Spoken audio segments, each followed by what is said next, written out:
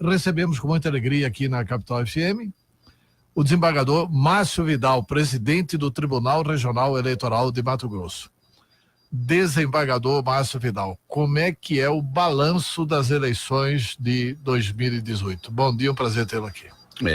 Um bom dia a você e a todos os ouvintes desta emissora. E aqui também, nesse primeiro momento, sou solidário a essa notícia que você acabou de divulgar sobre a deputada Janaína. A eleição de 2018, todos devem ter percebido, ela foi singular. Ela foi diferente, portanto, das eleições pretéritas, a geral de 2014, enfim, eu diria que neste século foi a mais complexa de todas, e por N fatores, né? Não só o cenário que vive esta nação, esse estado, mas também fundamentalmente começou-se a desvendar vários sistemas que atuam e que sobreviveram com uma técnica, vamos dizer assim, de mágicos, de esconder truques. Eu estou me referindo à pesquisa eleitoral, né? Ficou bastante evidente a manipulação, a possibilidade dessa manipulação, tanto que na eleição majoritária para presidente da República nós tivemos um verdadeiro plebiscito, né? Desde o primeiro turno, né? Nós tivemos esse plebiscito, nós tínhamos uma série de candidatos que não tiveram espaço de se apresentar e discutir as suas propostas e acabou concentrando apenas em dois únicos candidatos, né? Então por isso só já demonstra como essa eleição foi complexa, né? Esperamos que o resultado dela, dos homens que foram eleitos e mulheres, né, que tragam e dê uma resposta à altura à sociedade brasileira. O povo sinalizou indiscutivelmente mudança, né? Sim. Mudança não só na presidência da República, a Câmara Federal, por exemplo. Dos 8 deputados de Mato Grosso, 7 saíram. No Parlamento Estadual, dos 24, 14 foram embora. Sim. 14 renovaram. Então, foi um vendaval, como nunca antes aconteceu na política mato-grossense e também na política brasileira, né? A alternância no poder é saudável. A vida em sociedade dentro de uma organização de civilidade, né? E isso com esses olhares, não tenho dúvida, exemplo de todos vocês, de que sinaliza realmente uma mudança e uma esperança de que essas pessoas tenham ideias novas e tenham a consciência de que eles foram escolhidos para servir à sociedade. Tá. Desembargador, tem um fato aqui em Mato Grosso que é um fato assim relevantemente grave, que primeiro, embora não seja juiz do caso, não seja promotor do caso, não tenha analisado o caso, mas pelo que se conhece do noticiário da imprensa, primeiro o flagrante erro da ex-juíza Selma na questão de fazer contas antes do prazo estabelecido em lei. E depois, uma declaração dela contra o Tribunal Regional Eleitoral falando de extorsão. O senhor reagiu à altura, o desembargador Pedro Sakamoto reagiu à altura, mas é uma situação que precisa ser colocada em pratos limpos, né? Não tenha dúvida. Eu acho que qualquer busca de uma liberdade de uma sociedade, ela tem que se primar pela informação plena. E o Tribunal Regional Eleitoral não poderia ter outra postura a não ser essa de solicitar aos órgãos competentes a imediata investigação, a apuração do fato que foi apontada pela senadora eleita, né?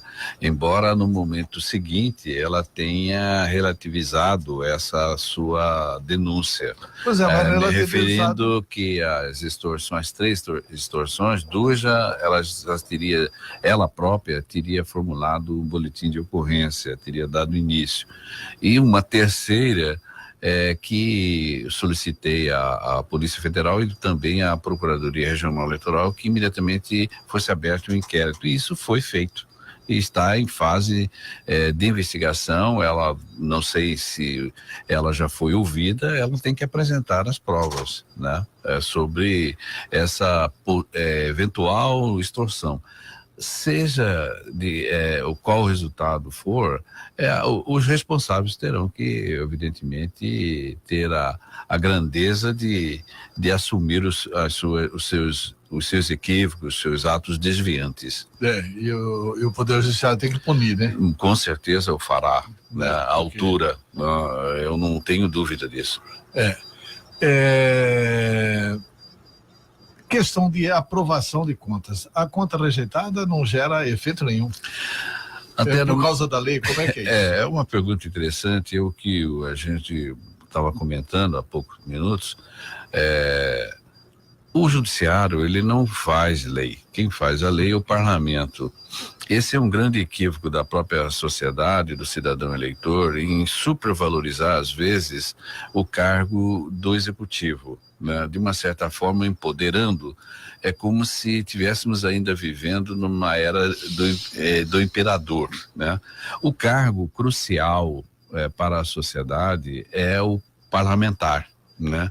Porque eles são o grande engenheiro da vida em sociedade, da organização da vida em sociedade. Então, o cidadão eleitor deve ter outros olhos ao parlamento e acompanhar, evidentemente, toda a atividade e vê-lo de uma outra forma, né?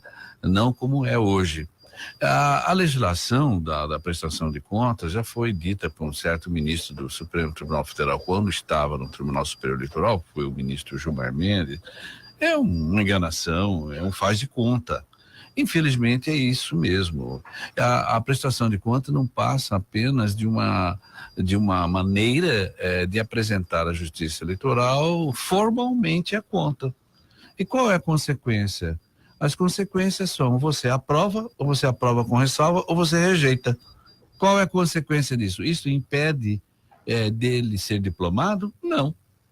A única hipótese que temos é a da reprovação, de se instaurar um recurso ou mesmo uma ação para verificar a ilicitude dessa conta que foi apresentada, né? É aí que poderá culminar na perda do diploma, consequentemente do mandato eletivo. No mais, infelizmente, apenas fica no mundo formal, né? Aí é a necessidade de nós evoluirmos, né? Temos um regramento mais consentâneo com a responsabilidade daquele que se propôs a servir a sociedade, a ingressar, né, a postular a um cargo público, né, do Estado. A exemplo das carreiras que você presta concurso. Então existe todo um rigor, né? E, no entanto, um cargo muito mais importante, mais relevante para todos nós, né? Ele não é levado assim com maior cuidado, né? Então eu acho que é o momento da sociedade exigir essas mudanças. Tá, tem uma outra questão seguinte, porque a não apresentação de contas gera inelegibilidade. Aí sim, né? Sim. Apresentou a prestação, qualquer que seja o resultado não vai trazer maior consequências no primeiro momento. Mas e quando há o abuso de poder econômico? Por exemplo, eu sou candidato a deputado estadual, estou autorizado a gastar 1 milhão. Gastei 2, comprovadamente 2.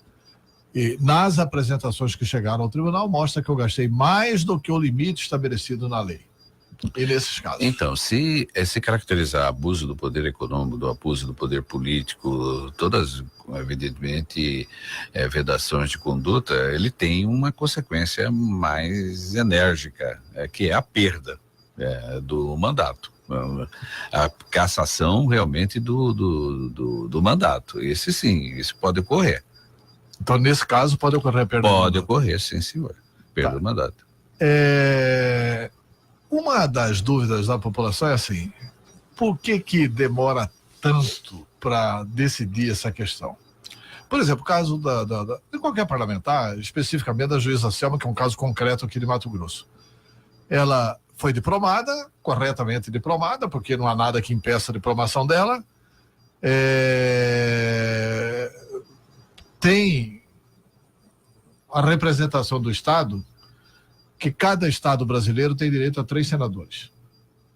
Se ela perder o mandato, nós ficamos com 2 senadores. E faz-se nova eleição, ou assume o terceiro, sei lá como que é.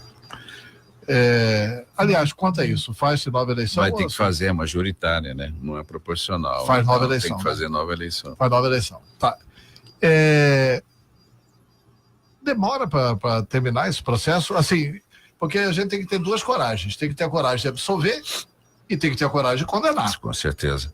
As 2 coragens têm que estar presentes. Seja um resultado, outro, ou seja, de natureza positiva ou negativa para a pessoa que esteja respondendo o processo, cabe recurso. O sistema legal, e o senhor foi senador, o senhor tem mais experiência no parlamento, sabe muito bem, cria uma série de mecanismos, às vezes com uma bandeira de proteção de determinados direitos, mas na verdade vai criando tanta perninha, que torna-se um monstro, né?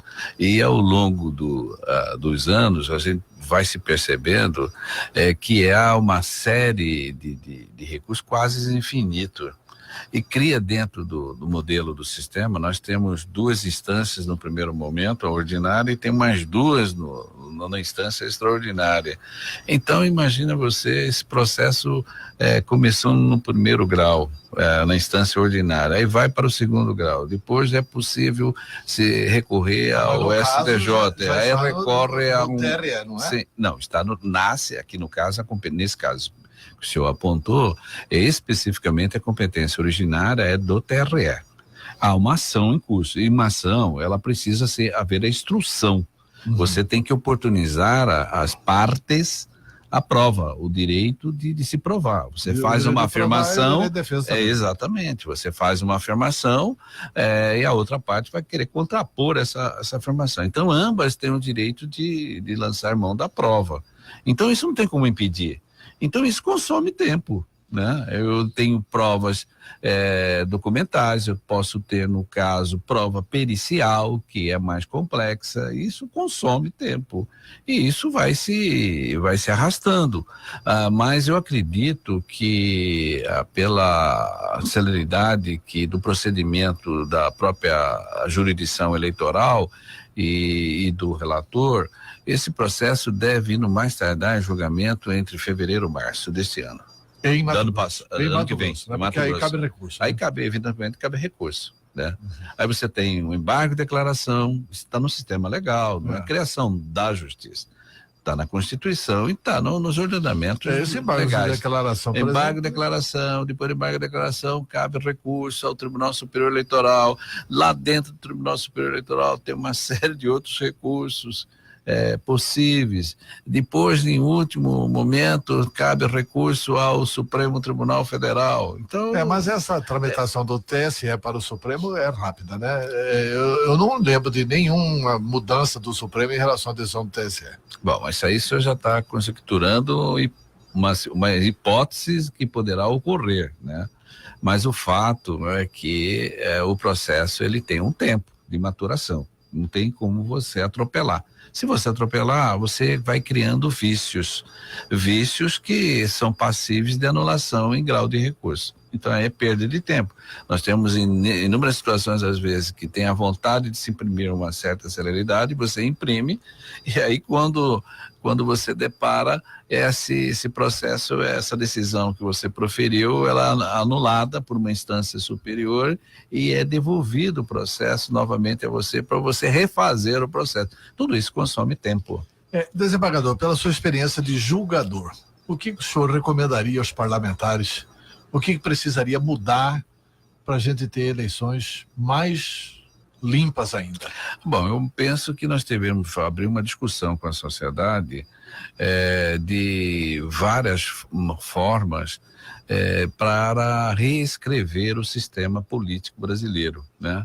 Quando assumimos o Tribunal Regional Eleitoral, reuni com todos os colegas do Tribunal Pleno, elaboramos uma proposta ao Congresso Nacional Dentre uma delas é a questão do limite ao exercício do cargo público. Eu acho uma situação muito nociva ao sistema, até da própria democracia. Por exemplo, o cidadão eleitor elege o Joãozinho dos Anjos como deputado estadual. Ele foi eleito para esse cargo. No entanto, ele, por uma razão qualquer, ele vai ocupar um cargo no executivo. Então, ora, eu vejo que isso, de uma certa forma, é uma traição ao cidadão eleitor. Ele foi aprovado pelo colégio eleitoral para exercer este cargo. Então, se ele for aprovado, o cargo é do Estado, o cargo é do povo. Ele não pode chegar e dizer, olha, eu quero ocupar um outro cargo em outra instituição. Eu não posso fazer isso. Se eu pudesse fazer, e obviamente que se tivesse sistema legal permitisse, ele teria que renunciar a esse outro. Então eu renuncio. Eu vou exercer um cargo lá no executivo. Porque, de uma certa forma, você enfraquece. O legislador, como eu disse, que é o grande arquiteto da organização e sociedade, inclusive constitucionalmente, é o que deve fiscalizar o executivo. Você tira ele daqui, desse cargo, desse cargo de legislador e coloca ele no cargo dele. Aí já começa uma situação... O senhor está num tema brilhante que já foi decidido, inclusive, pelo Supremo, com relação a membros do Ministério Público, que o Supremo proibiu. Sim. Similarmente, devia proibir. Devia proibir os parlamentares. Ele não pode. Então ele renuncia. Tudo bem, é o direito que ele tem. Ele senador, renuncia. Deputado federal ser ministro, deputado estadual ser secretário. Agora, o que acontece? Vai vários deputados que foram escolhidos pelo colégio eleitoral, pela população, para exercer este cargo. Ele pode renunciar, abrir mão desse cargo momentaneamente, que seja, para exercer um outro cargo no executivo? Então, essa é uma situação que, apenas a título de exemplo, dentro da sua indagação, é que eu penso que seria oportuno abrir uma discussão, né, com a população, ver realmente o que é melhor para ela, e daí propor ao parlamento que reconstrua um regramento que evite essa situação. Tá.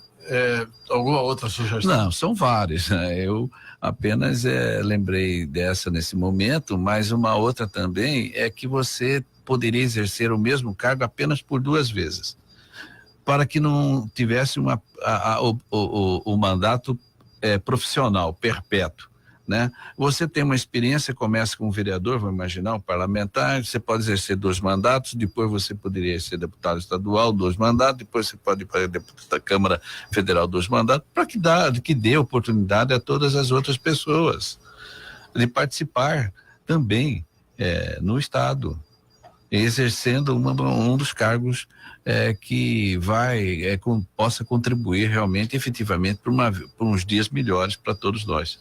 Desembargador Márcio Vidal, infelizmente rádio é tempo, está muito bom o papo, gostaria de continuar a entrevista, mas o nosso tempo terminou e eu quero parabenizar o senhor e dizer que a sociedade está tranquila com o seu comando lá na Justiça Eleitoral. Muito obrigado pela entrevista. Eu que agradeço mais essa oportunidade, um feliz Natal e um próspero Ano Novo, e que Deus ilumine a nós e a todos esses eleitos para que possam trabalhar em prol da sociedade mato-grossense. Tá, entrevistei aqui o desembargador Márcio Vidal, presidente do Tribunal Regional Eleitoral.